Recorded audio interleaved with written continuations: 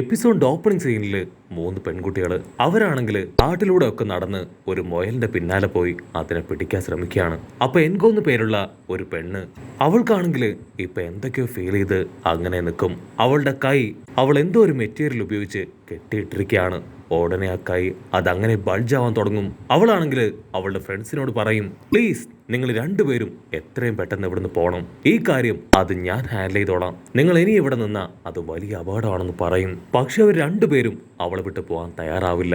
എന്തൊക്കെ സംഭവിച്ചാലും നിന്നെ ഞങ്ങൾ സേഫ് ആക്കുന്നു പറഞ്ഞ് അവർ രണ്ടുപേരും ഇപ്പൊ അവളുടെ അടുത്തേക്ക് വരും. അടുത്ത നിമിഷം അവളുടെ മോൺസ്റ്റർ പവർ അത് പുറത്തേക്ക് വരികയാണ്. അവളാണെങ്കിൽ അവളുടെ കൺട്രോൾ നഷ്ടപ്പെട്ട് അവർ അറ്റാക്ക് ചെയ്യാൻ തുടങ്ങും. അപ്പൊ അതിലൊരുത്തി അവളുടെ മുടി അങ്ങനെ നീട്ടി മോൺസ്റ്റർ പെണ്ണിനെ പിടിച്ചു വലിച്ച് അവളെ കൺട്രോൾ ചെയ്യാൻ നോക്കും. ഉടനെ മൂന്നാമത്തെ ആളാണെങ്കിൽ അവളുടെ ബോഡിയിൽ അവളെ മയക്കാനുള്ള ഒരു ഇഞ്ചക്ഷൻ അതങ്ങനെ കുത്തും. അവൾ ബോധം കെട്ട് താഴേക്ക് വീഴാണ്. ഉടനെ അവളെയും കൂട്ടി അവരിപ്പോ ബൊറൂട്ടോ ആ ടീമിന്റെ അടുത്തേക്ക് വന്ന് നടന്ന കാര്യങ്ങളെല്ലാം പറയും. സാറയുടെ പറയും, ഇത് ആക്ച്വലി നിന്റെ ക്ലാന്റെ പവറല്ലേ, ഇത് നിന്നെ കൊണ്ട് കൺട്രോൾ ചെയ്യാൻ പറ്റുന്നില്ലേ. അത് കേട്ട് അവള് തല താഴ്ത്തും. എന്നെ കൊണ്ട് എന്റെ പവർ കൺട്രോൾ ചെയ്യാൻ പറ്റുന്നില്ല, അതുകൊണ്ടാണ് ഞാൻ എന്റെ കൈകൾ രണ്ടും വെച്ചിരിക്കുന്നത്.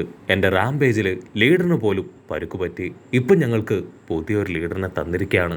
കറക്റ്റ് ടൈമില് അവരുടെ പുതിയ ലീഡർ ആളിപ്പോ അവിടേക്ക് കടന്നു വരും. അവർക്കാണെങ്കിൽ അവരുടെ ലീഡറിനെ കണ്ട് കുറച്ച് പേടിയൊക്കെ ആവും. അവൻ ഓൾറെഡി ഒരു സൈക്കോ ലീഡർ ആണെന്ന് അവർക്കറിയാം. പക്ഷെ ബൊറൂട്ടോയ്ക്കാണെങ്കിൽ വലിയ കുഴപ്പമൊന്നും തോന്നില്ല. അവനാണെങ്കിൽ ഇപ്പൊ ആൾക്ക് ഷെയ്ക്ക് ഹാൻഡ് കൊടുക്കുകയാണ്. ആള് ഷെയ്ക്ക് ഹാൻഡ് കൊടുത്ത് ബൊറൂട്ടോയുടെ കൈ അത് അങ്ങനെ പിടിച്ച് ഞെരുക്കാണ്. ബൊറൂട്ടോ ആണെങ്കിൽ വേദനയില് അങ്ങനെ പെടയാൻ തുടങ്ങും. ആള് ബൊറൂട്ടോയുടെ കൈ വിട്ട് ഇപ്പൊ ആളുടെ ടീംമേറ്റ്സിനെ നോക്കും. അവരാണെങ്കിൽ പേടിച്ചിരിക്കുകയാണ്. ആ ലീഡർ പറയും, നിങ്ങൾ പേടിക്കേണ്ട ആവശ്യമില്ല, ഇനി നിങ്ങളുടെ കാര്യം അത് ഞാൻ നോക്കിക്കോളാം, ഇവളൊരിക്കലും കൺട്രോൾ വിട്ട് ഇനി പോവില്ല, നിങ്ങൾ എല്ലാവരെയും കൺട്രോൾ ചെയ്ത് നല്ല രീതിയിൽ ഞാൻ മുൻപോട്ട് കൊണ്ടുപോകുന്നു പറഞ്ഞ് ആളിപ്പോ തലയിൽ കെട്ടിയ ആ ഒരു ബാൻഡ് അയച്ചു കാണിക്കും. ആളുടെ തലയിലാണെങ്കിൽ ഒരുപാട് പരുക്ക് പറ്റിയ അടയാളങ്ങളൊക്കെ ഉണ്ട്. പക്ഷെ ആ കൺട്രോൾ പോയ എൻകോ പെണ്ണ്, അവൾക്കാണെങ്കിൽ ആ മാസ്റ്ററിനെ ഇഷ്ടാവും. അവള് പറയും, എനിക്ക് മാസ്റ്ററിനെ യാതൊരു പേടിയുമില്ല, എന്നെ കൺട്രോൾ ചെയ്യാൻ മാസ്റ്ററിനെ കൊണ്ട് പറ്റുമെന്നാണ് എനിക്ക് തോന്നുന്നത്. അത് കേട്ടിപ്പോ അവനാണെങ്കിൽ അവളെയും കൂട്ടി അവിടുന്ന് മുൻപോട്ട് കടന്നു പോകും. അവിടുന്ന് അങ്ങനെ ബ്ലാക്ക് ഔട്ട് ചെയ്ത അവർ രണ്ടുപേരെയും കാണിക്കും. അവർക്കാണെങ്കിൽ ഇപ്പൊ അവള് വിട്ടുപോയതിൽ ഒരുപാട് വിഷമാവും. നമ്മൾ ആക്ച്വലി അവളെ പേടിക്കുന്നുണ്ടെന്ന് അവൾക്ക് മനസ്സിലായി. മാത്രമല്ല അവള് കാരണം നമുക്ക് ഒത്തിരി ബുദ്ധിമുട്ടുണ്ടാവുന്നുണ്ടെന്നും അവൾക്ക് മനസ്സിലായിട്ടുണ്ട്. അതുകൊണ്ടാണ് അവൾ നമ്മളെ വിട്ട് അദ്ദേഹത്തിന്റെ കൂടെ പോയത്. അല്ലെങ്കിൽ ഒരു കാരണവശാലും അദ്ദേഹത്തെ പോലെ ഒരാളുടെ കൂടെ അവൾ പോവില്ല എന്ന് പറയും. ഉടനെ ബൊറൂട്ടോയും സാറയുടെ അവിടേക്ക് വന്ന് അവർ കാര്യം അന്വേഷിക്കും. അവരാണെങ്കിൽ നടന്ന കാര്യങ്ങളെല്ലാം തന്നെ സാറയുടെയോടും ബൊറൂട്ടോടും പറയും. ഉടനെ സാറയുടെ പറയും, ഇതിനെല്ലാത്തിനും കാരണം നിങ്ങളുടെ പേടിയാണ്, അത് വേണം ആദ്യം മാറ്റാമെന്ന് പറഞ്ഞ് അവളാണെങ്കിൽ അവരെയും കൂട്ടിക്കൊണ്ട് ലൈബ്രറിയിലേക്ക് വരും. അതിനുശേഷം പേടി അതെങ്ങനെ മാറ്റാൻ പറ്റും എന്ന് റിലേറ്റഡ് ആയിട്ടുള്ള ബുക്സൊക്കെ അവർക്ക് വായിക്കാൻ കൊടുക്കും. അതിനുശേഷം അവരൊരു ഹൊറർ മൂവി കാണും. പക്ഷെ അതിന്റെ ഫസ്റ്റ് ഹാഫ് കഴിയുമ്പോൾ തന്നെ നമ്മുടെ സാറഡ അവളാണെങ്കിൽ പേടിച്ച് അവിടുന്ന് പുറത്തേക്ക് ഓടും. അതിനുശേഷം അവര് മോൺസ്റ്റേഴ്സ് ഒക്കെ ഉള്ള ഒരു സൂയിലേക്ക് വരികയാണ്. അവിടെ ആണെങ്കിൽ ഒരു മോൺസ്റ്റർ വോൾഫ്. സാറഡ ആണെങ്കിൽ ഇപ്പൊ അവർ രണ്ടുപേരെയും അതിന്റെ അടുത്തേക്ക് പറഞ്ഞയക്കും. കട്ട് ചെയ്ത ഇവിടെ ആ പെണ്ണ്, അവൾക്കാണെങ്കിൽ അവളുടെ ഫ്രണ്ട്സിനെ ഒരുപാട് മിസ് ചെയ്യുന്നുണ്ട്. അപ്പൊ അവിടേക്ക് അവളുടെ മാസ്റ്റർ കടന്നു വരും. ഉടനെ ആ മാസ്റ്റർ പറയും, നിന്നെ ആരെങ്കിലും ട്രിഗർ ചെയ്താൽ മാത്രമല്ലേ നിന്റെ പവർ അത് പുറത്തേക്ക് വരൂ. അതിനവള് പറയും, അതെ. ഒരു സെക്കൻഡ് അവളുടെ കയ്യിലേക്ക് നോക്കും. ആക്ച്വലി ഇത് ഞങ്ങളുടെ ക്ലാന്റെ പവറാണ്, അതിപ്പോ എനിക്കാണ് കിട്ടിയിരിക്കുന്നത്. എന്റെ ഫ്രണ്ട്സ് അവന്റെ കൈ കണ്ട് പേടിക്കുകയാണ്. അപ്പോഴാണ് എന്റെ പവർ ട്രിഗർ ആവുന്നതെന്ന് പറയും. അവളത് പറയേണ്ട താമസം ഇപ്പൊ അവളുടെ പവർ അതങ്ങനെ ട്രിഗറായി പുറത്തേക്ക് വരും. അടുത്ത നിമിഷം അവളാണെങ്കിൽ ഇപ്പൊ ആ മാസ്റ്ററിനെ അറ്റാക്ക് ചെയ്യാൻ തുടങ്ങും. മാസ്റ്റർ എന്തൊക്കെയോ എക്യുപ്മെന്റ്സ് ഒക്കെ വെച്ച് അവളെ കൺട്രോൾ ചെയ്യാൻ ശ്രമിക്കുകയാണ്. പക്ഷെ ആൾ എന്തെങ്കിലും ചെയ്യുമ്പോഴേക്കും അവൾ അവിടുന്ന് ഓടി രക്ഷപ്പെടുകയാണ്. ആ മാസ്റ്റർ ആണെങ്കിൽ ഇപ്പൊ ആളുടെ സബോർഡിനേറ്റ്സിന് അടുത്തേക്ക് വരും. അതിനുശേഷം കാര്യമായിട്ട് എന്തൊക്കെയോ ഡിസ്കസ് ചെയ്യാണ്. ഉടനെ അവളുടെ ടീംമേറ്റ്സ് അവർ രണ്ടുപേരും ആ മാസ്റ്ററിന്റെ അടുത്തേക്ക് വന്ന് അവൾക്ക് എന്തു പറ്റി അവൾ എവിടെയും ചോദിക്കും. അതിന് മാസ്റ്റർ പറയും, അവൾ വീണ്ടും കൺട്രോൾ നഷ്ടപ്പെട്ട് പഴയതുപോലെയായി, ഇനി വേറെ വഴിയില്ല, അവളുടെ രണ്ട് കൈയും വെട്ടിക്കളയണം, എന്നാൽ മാത്രമേ ഇതിനൊരു സൊല്യൂഷൻ ഉള്ളൂ. അത് കേട്ട് അവർ രണ്ടുപേരും ഷോക്കാവും. അതിനുശേഷം മാസ്റ്ററും അവർ രണ്ടുപേരും ഇപ്പൊ അവളുടെ അടുത്തേക്ക് വരും. മാസ്റ്റർ ആണെങ്കിൽ എന്തുകൊണ്ടാണ് അവൾക്ക് ഇങ്ങനെ സംഭവിക്കുന്നതെന്നുള്ള എല്ലാ കാര്യങ്ങളും അവരോട് പറയും. മാസ്റ്റർ ആണെങ്കിൽ അവളുമായിട്ട് ഫൈറ്റ് ചെയ്ത് അവളെ തോൽപ്പിക്കാൻ ശ്രമിക്കും. പക്ഷെ അവളാണെങ്കിൽ മാസ്റ്ററിനെ ഇട്ടിച്ച് തെറിപ്പിക്കും. ഉടനെ അവളുടെ ഫ്രണ്ട്സ് അവർ രണ്ടുപേരും ഇപ്പൊ എന്തോ ഒരു കാര്യം മനസ്സിൽ ഉറപ്പിച്ച് അവളുടെ അടുത്തേക്ക് പോയി അവളെ കെട്ടിപ്പിടിച്ച് അങ്ങനെ ഹഗ് ചെയ്ത് നിൽക്കും. അതിനുശേഷം അവരാണെങ്കിൽ ഇപ്പൊ അവളോട് സോറി പറയും. ഞങ്ങളോട് ക്ഷമിക്കണം, ഒരു കാരണവശാലും ഇനി ഞങ്ങള് നിന്നെ ഒറ്റപ്പെടുത്തില്ല. അവളിപ്പോ പതിയെ പതിയെ നോർമലാവും. ആക്ച്വലി അവൾ ഒറ്റപ്പെട്ടു പോകുമ്പോഴാണ് അവൾക്ക് അവളുടെ പവർ ട്രിഗർ ആവുക. അവിടുന്ന് അങ്ങനെ ബ്ലാക്ക് ഔട്ട് ചെയ്ത ദിവസങ്ങൾക്ക് ശേഷം അവര് 3 പേരും ചേർന്ന് എപ്പിസോഡിന്റെ തുടക്കത്തിൽ കണ്ട ആ ഒരു മുയലിനെ അതിനെ സേവ് ചെയ്യാണ്. അങ്ങനെ മാസ്റ്റർ സ്റ്റുഡൻസും ഒക്കെ ഇപ്പൊ നല്ല മിഷൻസ് ഒക്കെ ചെയ്ത് ഹാപ്പി ആയിട്ട് നിൽക്കുകയാണ്. അവിടുന്ന് അങ്ങനെ ബ്ലാക്ക് ഔട്ട് ചെയ്ത ഇപ്പൊ നമ്മുടെ ഷിക്കയുടെ ടീം അവരാണെങ്കിൽ ഒരു ക്രിമിനലിന്റെ പിന്നാലെ ഓടി അവനങ്ങനെ റൗണ്ട് ചെയ്ത് നിൽക്കും. അവരാണെങ്കിൽ തൊട്ടടുത്തുണ്ടായിരുന്ന ഒരു പെൺകുട്ടിയെ അവളെ പിടിച്ചു വലിച്ച് അവളുടെ കഴുത്തിൽ കത്തിവെക്കും. മര്യാദയ്ക്ക് പോകുന്നതാണ് നിങ്ങൾക്ക് നല്ലത്, അല്ലെങ്കിൽ ഇവളെ ഞാൻ കൊന്നു തള്ളും. പക്ഷെ ഷിക്കയുടെയും ടീമും ആണെങ്കിൽ വിട്ടു പിന്മാറാൻ തയ്യാറാവില്ല. അവരാണെങ്കിൽ പതിയെ പതിയെ അവന്റെ അടുത്തേക്ക് അടുക്കും. ഷിക്കട മുകളിലേക്ക് നോക്കും. നിലാവ് പൂർണ്ണമായിട്ടും ഇപ്പൊ ആകാശത്തില്ല. അവൻ അല്പസമയം വെയിറ്റ് ചെയ്യുമ്പോഴേക്കും ആ നിലാവിന്റെ പ്രകാശം അത് കൂടുതൽ ബ്രൈറ്റ് ആവും.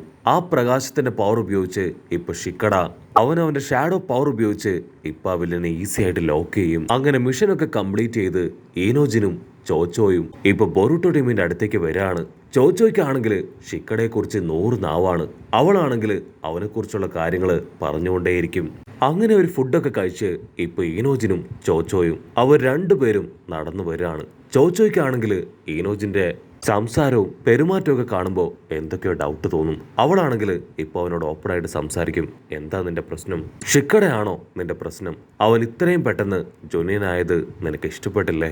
അവളുടെ ചോദ്യമൊക്കെ കേട്ട് ഇപ്പൊ ഈനോജിന് ഒരുപാട് വിഷമാവും. അവൻ അങ്ങനെ തല താഴ്ത്തി പതിയെ നടന്ന് വീട്ടിലേക്ക് വരികയാണ്. വീട്ടിലാണെങ്കിൽ ഈനോയും സായും അവർ രണ്ടുപേരും TV ഒക്കെ കണ്ട് ചില്ല് ചെയ്തിരിക്കുകയാണ്. ഈനോജിൻ ഡയറക്റ്റ് ആയിട്ട് ഈനോയുടെ അടുത്ത് വന്ന് പറയും, അമ്മ എനിക്ക് എത്രയും പെട്ടെന്ന് മൈൻഡ് ട്രാൻസ്ഫർ ജിപ്സു അത് പഠിപ്പിച്ചു തരണം. അതിനവൾ ഓക്കെ പറഞ്ഞ് നെക്സ്റ്റ് ഡേ ഷോപ്പ് പോലും തുറക്കാതെ അവന് ട്രെയിനിങ് കൊടുക്കാനായിട്ട് വരികയാണ്. അവൾ ആദ്യമായിട്ട് കൺട്രോൾ ചെയ്യുക ഒരു റെക്കോർഡിനെ ആയിരിക്കും. ചോച്ചോയ്ക്കാണെങ്കിൽ ഈനോടെ പവർ കണ്ട് ഭയങ്കര അത്ഭുതമാവും. അവൾ ആകാംക്ഷയോട് കൂടെ അതങ്ങനെ നോക്കി നിൽക്കും. അതിനുശേഷം ഈനോ അവളാണെങ്കിൽ ഇപ്പൊ ഈനോജിന് അതിന്റെ ടെക്നിക്സ് ഒക്കെ പറഞ്ഞു കൊടുക്കും. ആ ടെക്നിക്സ് ഒക്കെ മനസ്സിലാക്കി അവനും വളരെ ഈസി ആയിട്ട് അതിനെ കൺട്രോൾ ചെയ്യാണ്.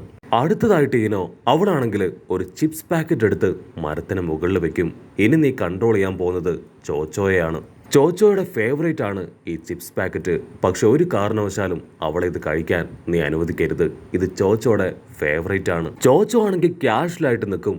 എന്നെ ഒരിക്കലും ആർക്കും കൺട്രോൾ ചെയ്യാൻ പറ്റില്ല എന്ന് പറഞ്ഞ്. പക്ഷെ ഈനോജിനാണെങ്കിൽ അവന്റെ സ്ട്രെങ്ത് എടുത്ത് അവളെ കൺട്രോൾ ചെയ്യാൻ നോക്കും. പക്ഷെ ഞൊട്ടിയിടയിൽ അവന്റെ സോളിനെ അവൾ തട്ടിത്തെറിപ്പിക്കും. എന്നിട്ട് ആ ചിപ്സ് പാക്കറ്റ് എടുക്കാൻ മരത്തിന്റെ അടുത്തേക്ക് ഉഷാറായിട്ട് ഓടും. ഈനോ ആണെങ്കിൽ ഈനോജിനെ സപ്പോർട്ട് ചെയ്യും. കമോൺ കമോൺ ട്രൈ, വീണ്ടും വീണ്ടും ശ്രമിക്ക്, നിന്നെ കൊണ്ട് തീർച്ചയായിട്ടും ഇത് പറ്റുമെന്ന് പറയും. ഈനോജിൻ എന്തെങ്കിലും ചെയ്യുമ്പോഴേക്കും ചോച്ചോ സിമ്പിളായിട്ട് ആ ചിപ്സ് പാക്കറ്റ് എടുത്ത് കഴിക്കുകയാണ്. ഈനോജിന് ഒരുപാട് ഡിസപ്പോയിന്റഡ് ആയിട്ട് ഈനോയുടെ മുൻപിൽ അങ്ങനെ മുട്ടുകുത്തിയിരിക്കും. അവള് പറയും, നിന്നെ കൊണ്ട് പറ്റും, നീ ഇനിയും ട്രൈ ചെയ്യ്. ഉടനെ സായ് വന്ന് ഈനോജിനോട് പറയും, നീ വിഷമിക്കേണ്ട ആവശ്യമില്ല, വേണമെങ്കിൽ ഒരല്പസമയം ഈ സൂപ്പർ ബീസ്റ്റ് സ്ക്രോള് അത് ട്രൈ ചെയ്യ്. അത് കേൾക്കുമ്പോ ഇപ്പൊ ഈനോയ്ക്ക് കലിയിളകും. അവള് ദേഷ്യപ്പെട്ട് പറയും, നീ ഇത് കാണുന്നില്ലേ, ഞാൻ അവന് ഷോപ്പ് പോലും അടച്ചിട്ട് ട്രെയിനിങ് കൊടുത്തോണ്ടിരിക്കുകയാണ്, അതിനിടയിലാണോ നീ നിന്റെ ട്രെയിനിങ്ങുമായിട്ട് വരുന്നത്? ഉടനെ സായി ആണെങ്കിൽ അവളെ കൺവിൻസ് ചെയ്യും. ഈനോജിന് മൈൻഡ് ട്രാൻസ്ഫർ പവർ ഇല്ല, അതുകൊണ്ടാണ് അവനെ കൊണ്ടത് കറക്റ്റായിട്ട് ചെയ്യാൻ പറ്റാത്തത്. അങ്ങനെ അവർ രണ്ടുപേരും 150 പറഞ്ഞ് 100 പറഞ്ഞ് പൊരിഞ്ഞ അട്ടിയിടി ഫൈറ്റ്. ചോച്ചോയ്ക്കാണെങ്കിൽ അവരുടെ ഫൈറ്റൊക്കെ കാണുമ്പോൾ കുറച്ച് പേടിയാവും. ചോച്ചോ ഈനോജിനോട് പറയും, പ്ലീസ് നീ എന്തെങ്കിലും ചെയ്യ്, അല്ലെങ്കിൽ അവർ രണ്ടുപേരും ഫൈറ്റ് ചെയ്ത് ആരെങ്കിലും ഒരാളുടെ കാര്യത്തിൽ തീരുമാനാവും. നിന്റെ മൈൻഡ് ട്രാൻസ്ഫർ ജിപ്സ് ഉപയോഗിച്ച് അവരെ ആരെങ്കിലും നീ കൺട്രോൾ ചെയ്യാൻ ശ്രമിക്ക്. ഇവിടെ ഈനോയും സായും ഇപ്പൊ പൊരിഞ്ഞ അട്ടി. അത് കണ്ട് ഈനോജിൻ 2 കൽപ്പിച്ച് അവന്റെ അമ്മയെ മൈൻഡ് ട്രാൻസ്ഫർ ജിപ്സ് ഉപയോഗിച്ച് കൺട്രോൾ ചെയ്യാൻ ശ്രമിക്കും. പക്ഷെ അവളാണെങ്കിൽ ഈനോജിനെ ആട്ടിത്തെറിപ്പിച്ച് ഇപ്പൊ ദൂരേക്ക് ഇടുകയാണ്. അതിനുശേഷം അവന്റെ പപ്പ സായെ കൺട്രോൾ ചെയ്യാൻ പറ്റുമോ ശ്രമിക്കും. ഒരുപാട് സമയത്തിന് ശേഷം അവനെ കൊണ്ട് ഇപ്പൊ അത് സാധിക്കും. അവൻ സായെ കൺട്രോൾ ചെയ്ത് ആളെ കൊണ്ട് സോറി പറയിപ്പിച്ച് അങ്ങനെ സാഷ്ടാംഗം പ്രണമിക്കുകയാണ്. അല്പസമയം കഴിയുമ്പോഴേക്കും ഈനോജിന്റെ കൺട്രോൾ പോവും. ആ ഒരു ജിപ്സു അത് ബ്രേക്കായി തായ് അവനിപ്പോ നോർമലാവും.